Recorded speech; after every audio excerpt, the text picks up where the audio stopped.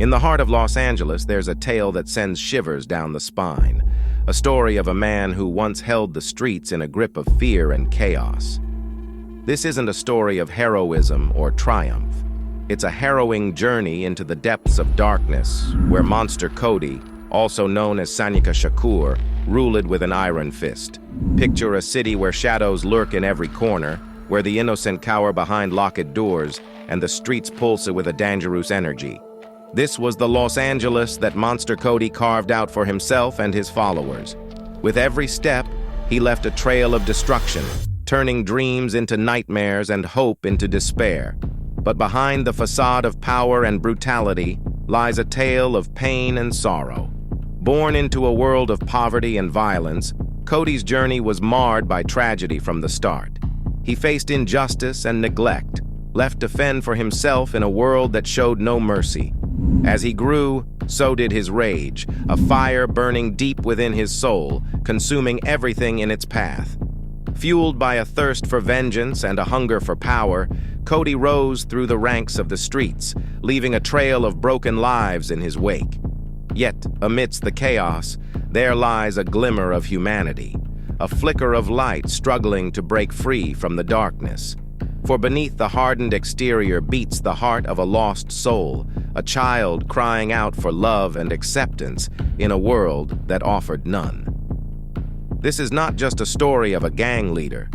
It's a tale of redemption and forgiveness, of the enduring power of the human spirit to rise above even the darkest of circumstances.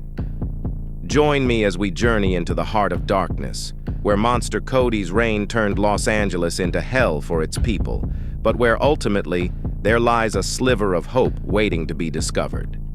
Monster's early life was marked by challenges and influences that shaped his path towards gang activity. Born and raised in a rough neighborhood, Monster experienced a childhood filled with hardship and struggle. He grew up in a single-parent household, as his father was absent for most of his life, leaving his mother to raise him and his siblings alone. The lack of a father figure meant Monster missed out on crucial guidance and support during his formative years. Growing up in poverty, Monster faced numerous hardships that contributed to his involvement in gang activity. His family struggled to make ends meet, often living in run-down neighborhoods with limited opportunities. The lack of financial stability meant Monster had to find alternative means to survive, leading him to turn to the streets for support and companionship. He experienced significant traumas during his childhood that shaped his path towards gang activity. He faced abuse and neglect at home, which left emotional scars that drove him towards seeking validation and belonging outside his family environment. The lack of a stable and nurturing environment pushed Monster towards the streets, where he found acceptance and camaraderie within the gang. His upbringing was characterized by poverty, violence, and trauma, all of which played a significant role in his involvement in gang activity. Without proper guidance and support, he was vulnerable to the influence of the streets, ultimately leading him down a dangerous path that would have lasting consequences on his life. Monster was exposed to violence and crime from a young age, further influencing his decision to join a gang. He witnessed friends and family members getting involved in criminal activities, making it seem like a normal part of life. As a new member of the Crips, he was mentored in the ways of gangbanging by Trey Ball. In 1977, at the ripe age of 13, he and Trey Ball attempted to rob an older African-American man who was walking through their neighborhood. The man punched him in the face and, after being physically restrained by Trey Ball when he attempted to run, was kicked and stomped on by Monster for approximately 20 minutes. His vicious attack left the man in a coma with his face permanently disfigured. Crips present at the crime scene overheard police officers saying that whoever assaulted the man was a monster and reported this back to him.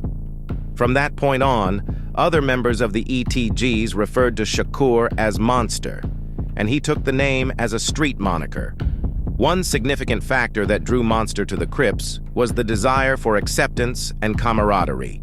With many of his peers also involved in gang activities, joining the Crips provided him with a sense of identity and belonging that he lacked elsewhere. The gang offered him a support network and a feeling of being part of something larger than himself. Monster's first arrest occurred in 1978 at age 14 after he shot at the employee of a fast food restaurant who had assaulted his younger brother Kershaw and later assaulted and pulled a gun on Monster. A week after being released from jail, Monster was arrested again after being falsely accused of shooting a member of the Inglewood family Bloods while he and other members of the Crips were on their way to a roller skating rink in Compton, California. On February 14, 1979, Monster was arrested for assault and grand theft auto and served 9 months at Camp Munns in Lake Hughes, California. Violence and conflict are common in many communities, and Monster's experiences are no exception. Monster, a young man from the neighborhood, has found himself entangled in various instances of violence and conflict, often involving rival gangs and internal disputes within his community. One notable incident involving Monster occurred when tensions between his gang and a rival gang reached a boiling point. The conflict escalated into a violent confrontation on the streets, with both sides engaging in physical altercations and even gunfire. Monster found himself in the midst of the chaos, torn between loyalty to his gang and the desire to avoid further bloodshed. Despite his efforts to defuse the situation, the violence persisted, leaving lasting scars on both individuals and the community as a whole. During Shakur's stay at Camp Munns, several major events occurred on the streets of south-central Los Angeles that involved the Crips. On March 15, 1979, the West Side Crips leader Stanley Tukey Williams was arrested for 4 unalivements committed during 2 separate robberies while on an alleged D-binge. To his death, Williams steadfastly denied committing the unalivements. Williams was sentenced to death row and executed by lethal injection on December 13, 2005. On August 9, 1979, Raymond Washington, the founder of the Crips, was unalived in a drive-by shooting near his home. Because Raymond Washington always made it a point never to walk up to cars, it was determined that his key heirs were people he knew personally since he had walked up to the unaliver's car and had a conversation with them prior to being shot. Washington's unaliving was blamed on the Hoover Crips, now known as the Hoover Criminals or Hoover Gang, which started a war between the East Side Crips and the Hoovers. Monster, along with his best friend Diutri Crazy D. Denard, were deeply involved in this gang war and were responsible for shooting and assaulting dozens of members of the Rollin 60s. On December 31, 1980, 16-year-old Monster was ambushed and shot 6 times by 3 adult members of the Rollin 60s after being set up by a group of girls who were dating friends from his set. Perhaps what saved his life was the fact that earlier that evening, Monster had been drinking a cheap brand of low-end fortified wine called Night Train and smoked PCP with other members of the ETGs as the gang celebrated New Year's Eve. And the level of inebriation that Monster was under at the time of the shooting prevented him from going into shock. After being shot, Shakur reported having hallucinations of seeing the faces of all of the gang members he had shot since joining the Crips, as well as seeing the infant daughter that he had with his girlfriend Tamu. Monster survived the shooting and was hospitalized for several weeks. Monster's younger brother Kershaw, who was by now a member of the 8 Trays and nicknamed Lil Monster, sought vengeance for his older brother's shooting. On New Year's Day 1981, Kershaw and several teenage members of the ETGs committed a string of retaliatory shootings. Kershaw shot 2 teenagers who were standing in the front yard at a house party that was being thrown in the Rollin 60s neighborhood, and later that evening, shot another teenager to death in a drive-by as the young man was walking down the street. Kershaw was later arrested and sentenced to 5 years in California Youth Authority for unalivement as a juvenile.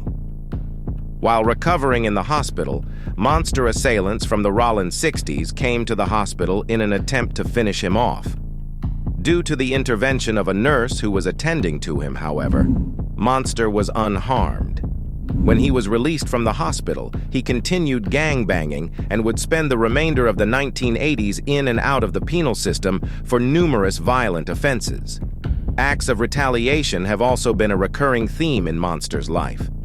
After a member of his gang was attacked by a rival group, tensions flared, leading to a series of retaliatory acts. Monster and his associates sought vengeance for their fallen comrade, escalating the cycle of violence and perpetuating a sense of fear and instability within their community. Furthermore, violence has not been limited to conflicts with rival gangs. Within his own community, Monster has witnessed numerous incidents of violence, including disputes over territory, resources, and personal grievances. These conflicts often escalate quickly, fueled by a combination of pride, ego, and a lack of effective conflict resolution mechanisms. Despite the pervasive nature of violence and conflict in Monster's life, there remains hope for change and reconciliation. Many individuals within the community are working tirelessly to address the root causes of violence, including poverty, lack of opportunity, and systemic injustice. Through community-led initiatives focused on education, mentorship, and positive socialization, there is a glimmer of hope for a future where violence and conflict are no longer the norm. Monster's experiences highlight the complex interplay of factors that contribute to violence and conflict within communities. By addressing these underlying issues and fostering a culture of peace and cooperation, there is potential to break the cycle of violence and build a brighter future for all. Monster's involvement in gang activity had a significant impact on his community, causing harm to innocent bystanders and other members of the Crips. The repercussions rippled through the neighborhood, leaving scars that were not easily healed. Firstly, Monster's actions contributed to a climate of fear and insecurity. His involvement in gang-related activities brought violence and conflict to the community streets. Innocent bystanders, such as families and children, lived in constant fear of becoming unintended victims of gang warfare. This fear led to increased stress and anxiety among community members, impacting their overall well-being and quality of life. Moreover, Monster's actions perpetuated a cycle of violence within the community. As a member of the Crips, he engaged in rivalries and conflicts with other gangs, leading to retaliation and further violence. This cycle of violence not only endangered the lives of gang members, but also put the entire community at risk. Innocent bystanders became caught in the crossfire of gang disputes, resulting in injuries and loss of life. Additionally, Monster's involvement in gang activity had economic repercussions for the community. Businesses and property values suffered due to the perception of the neighborhood as unsafe and volatile. This, in turn, led to a decline in investment and opportunities for community development.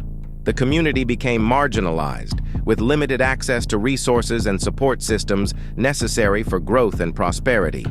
Furthermore, Monster's actions had a detrimental impact on the youth in the community. His involvement in gangs normalized violence and criminal behavior, making it seem like a viable path for young people seeking belonging and respect.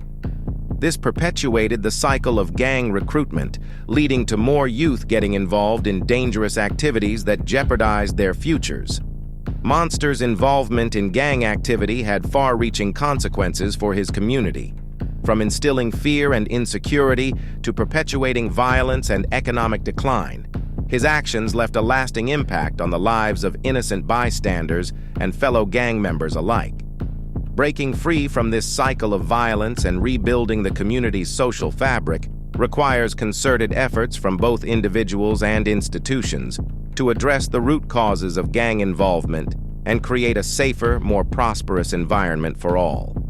Throughout his life, Monster faced numerous encounters with law enforcement and the criminal justice system. These legal troubles ranged from arrests to convictions, leading to incarcerations and various legal battles. Monster's first brush with the law occurred when he was just a teenager. He was arrested for shoplifting from a local convenience store. This minor offense marked the beginning of a pattern of behavior that would continue to land him in trouble with the authorities. As Monster grew older, his criminal activities escalated. He became involved in illegal movement of D, leading to several arrests for possession and distribution of illegal substances. These charges often resulted in convictions, leading to short stints in jail.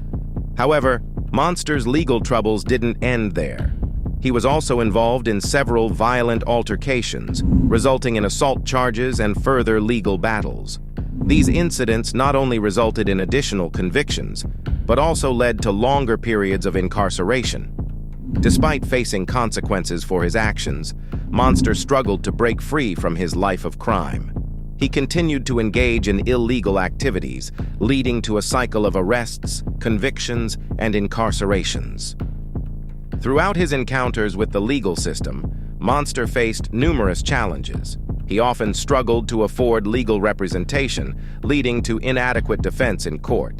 Additionally, his criminal record made it difficult for him to find employment and housing, further exacerbating his situation. Despite the hardships he faced, Monster's story serves as a cautionary tale about the consequences of a life of crime. His encounters with law enforcement and the criminal justice system highlight the importance of making positive choices and seeking support to break free from destructive patterns of behavior.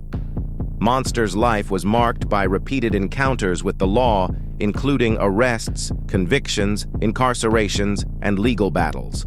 These experiences underscore the challenges and consequences of a life of crime, serving as a reminder of the importance of making positive choices and seeking help when needed.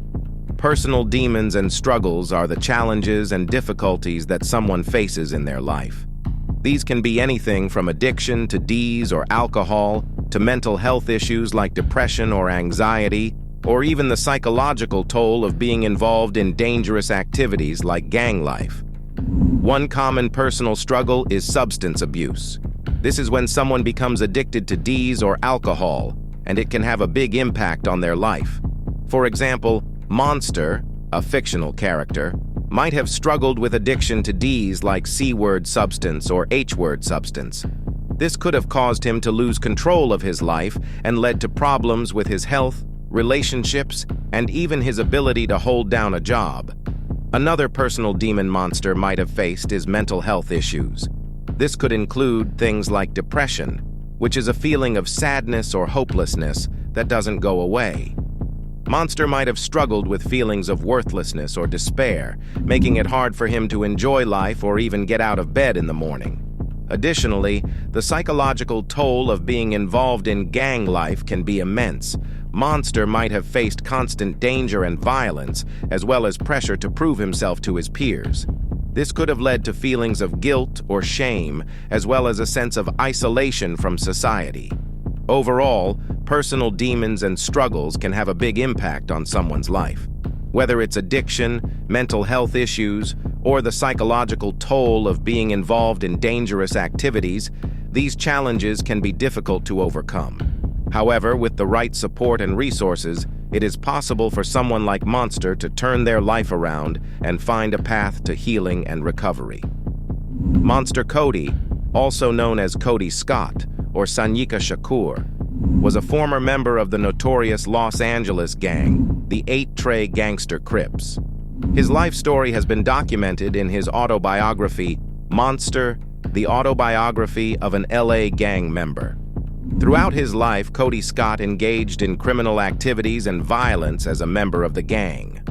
However, there were moments in his life where he expressed remorse for his actions and showed signs of seeking redemption. As he got older, Cody began to reflect on his past and the destructive path he had chosen. In his autobiography, Cody describes moments of self-reflection where he questioned his choices and the impact they had on his life and the lives of others. He acknowledged the harm he had caused to his community and the pain he had inflicted on individuals through his involvement in gang violence. Cody's journey towards redemption was a gradual process. While incarcerated, he began to educate himself and seek out positive influences. He found solace in literature and used writing as a means of self-expression and reflection. Through writing, he was able to confront his past and envision a different future for himself. Over time, Cody became an advocate for peace and reconciliation. He worked towards transforming his life and the lives of others by sharing his story and speaking out against gang violence. He became involved in community outreach programs aimed at steering young people away from the gang lifestyle. Despite his troubled past, Cody demonstrated a sincere desire to change and make amends for his actions. He embraced opportunities for personal growth and actively sought to make positive contributions to his community. His journey serves as a testament to the power of redemption and the possibility of transformation, even in the face of adversity. Media portrayal of Monster Sanyika Shakur, also known as Cody Scott, has varied across different platforms such as news coverage, documentaries, and works of fiction. These portrayals often attempt to depict the complexities of his life and experiences, but accuracy can be subjective and influenced by various factors. In news coverage, Monster Sanyika Shakur has been portrayed as a notorious figure due to his involvement in gang activities, particularly as a member of the Los Angeles-based gang known as the 8 Trey Gangster Crips. Media outlets often focus on his criminal past, including his involvement in violent crimes, which has contributed to his image as a dangerous individual. However, some news reports also delve into the factors that led Shakur to join a gang, such as socioeconomic conditions and lack of opportunities, providing a more nuanced understanding of his background. Documentaries about Monster Sanyika Shakur aim to explore his life story in greater depth. These documentaries often feature interviews with Shakur himself, as well as with family members, friends, and experts, offering insights into his upbringing, experiences in the gang, and eventual transformation. While some documentaries may sensationalize certain aspects of Shakur's life for dramatic effect, others strive to present a balanced portrayal, highlighting both his flaws and his efforts to change and make positive contributions to society. Works of fiction inspired by Monster Sanyika Shakur's life often take creative liberties in portraying his character and experiences. Novels, films, and television shows may fictionalize events or exaggerate certain aspects of Shakur's life to enhance storytelling or entertainment value. While these fictional portrayals may not always accurately capture the complexities of Shakur's real-life experiences, they can still offer valuable insights into the impact of gang culture and societal factors on individuals like him. Overall, media portrayals of Monster Sanyika Shakur vary in their accuracy and depth, reflecting the complexities of his life and experiences. While some portrayals may sensationalize or fictionalize certain aspects for dramatic effect, others strive to provide a more nuanced understanding of his background and journey. That's it for this video. Until next time, bye.